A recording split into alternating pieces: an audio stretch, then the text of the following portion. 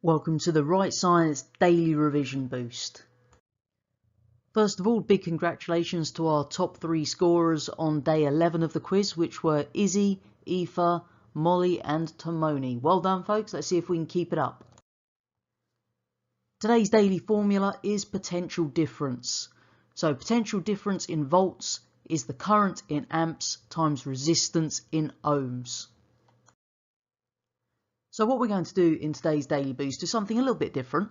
We've gone through a lot of content, but one of the things that we then need to be able to do with all this knowledge we've got is actually answer the questions they're asking us. And I have to say that from years of marking these exam papers, some people just really are bad at answering the question they're asked. So what we're going to do today is have a little look at how to answer a 6-mark question. So I've picked one from a Foundation Combined Science, just to have a look at the skills that are involved today so that everyone can benefit. Now bear in mind that 6-mark question, this is going to come up on every single one of your 6 exam papers this summer for science.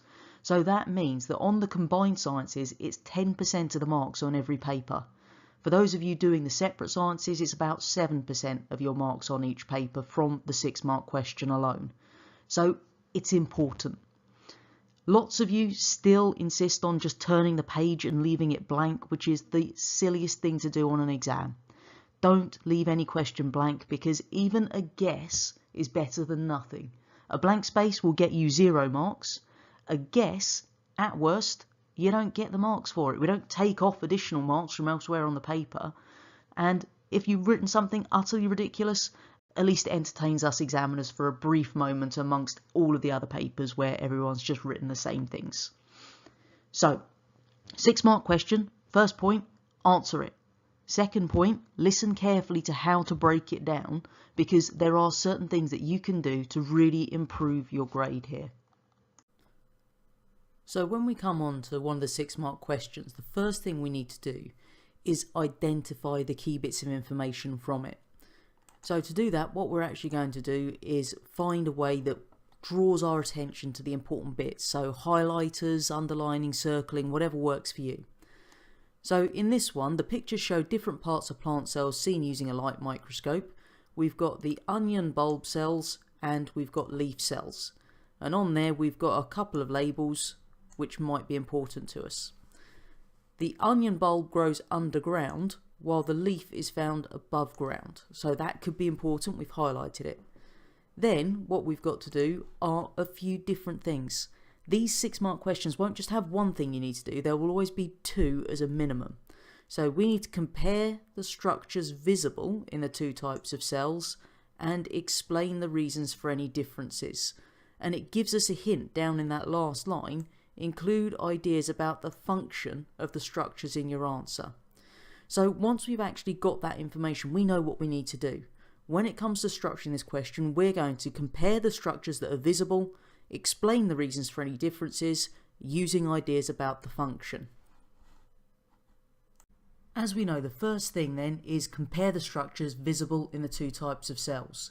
So all we do here is we come back to spot the difference with our diagrams. We highlighted the fact that they both have a nucleus, so that can be our first thing.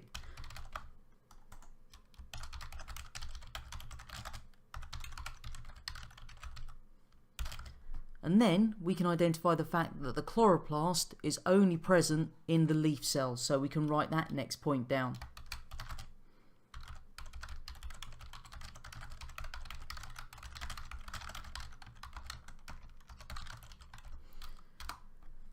So we've done our first bit, and actually you can then tick that off if you want to, so you know you finished that.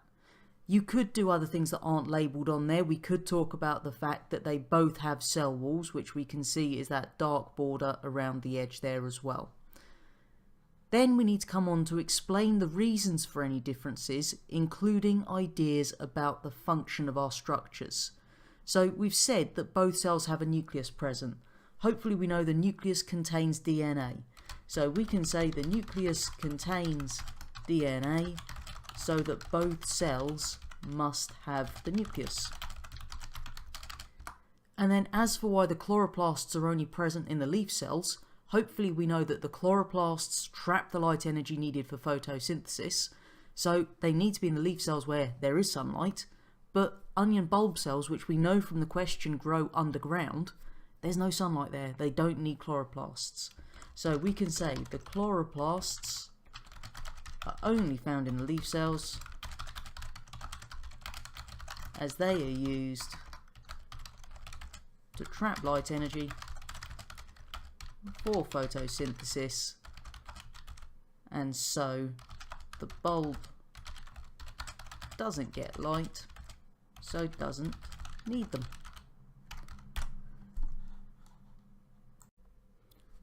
So when we're actually looking to see how this question is marked, then you would get 1 to 2 marks, so that level 1 answer, for making at least 2 comparisons, or making 1 comparison and identifying the function of at least one structure. So if we have a look here, we've got our comparisons. We've got the nucleus and our chloroplast, so that instantly gets us our 2 marks. To move up to the level 2 answer and get 3 or 4, we needed the 2 comparisons and to identify the function of at least 2 structures. So again, we've got the nucleus contains DNA and that chloroplasts trap light energy for photosynthesis. So that takes us up to our 4 marks.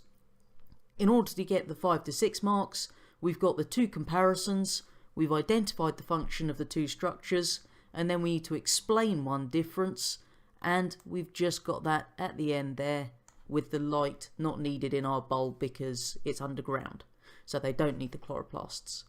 So what we can see from this is that in a grand total of 1, 2, 3, 4 sentences, we've got all 6 marks on this question. And one of the worst things that I see as an examiner is when we get to these 6 mark questions and the students have left them completely blank. Because if you've done that, you've got no chance of getting the marks. If it helps you to write in bullet points, you can write in bullet points. About the sum total of what our science examiners are looking for is a case of a capital letter, a full stop, and it's coherent. So as long as you've written in English and it's a logical little structure going through, then you're fine. Don't sit there and panic and think, oh, I'm not great at spelling, therefore I'm not going to get all the marks. Utter rubbish. Okay, it's only if you've written it in some very, very weird way, and therefore we're having to spend a long time trying to unpick what you've actually written. That's where you lose 1 mark. Okay, if your science was still right, so you had all those different bits, it was just written very, very weirdly, you'd get 5 out of 6 instead of 6 out of 6.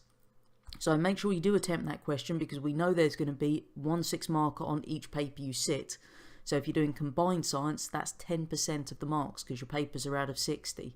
So make sure you do try all 6 mark questions and don't be put off by the large spaces to write in. Don't forget, today's daily formula is potential difference in volts is the current in amps times resistance in ohms.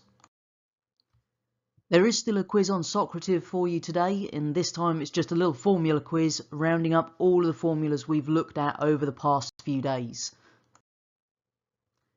If you found today's video helpful, then do let me know, and if there's any other topics or types of questions you want me to go through in the next coming days, leave me a comment and obviously I'll see what I can do.